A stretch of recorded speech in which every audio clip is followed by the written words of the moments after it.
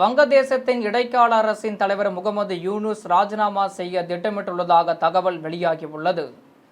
வங்கதேசத்தின் இடைக்கால அரசின் தலைவர் முகமது யூனுஸ் ராஜினாமா செய்ய திட்டமிட்டுள்ளதாக தகவல் வெளியாகியுள்ளது.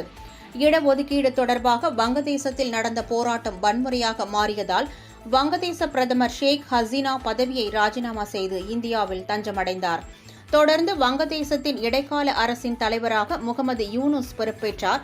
இதனிடையே தேசிய பாதுகாப்பு ஆலோசகராக யூனுஸ் நியமிக்கப்பட்ட விவகாரம் தொடர்பாக வங்கதேச ராணுவ தளபதி மற்றும் இடைக்கால அதிபருக்கும் இடையே உரசல் ஏற்பட்டது.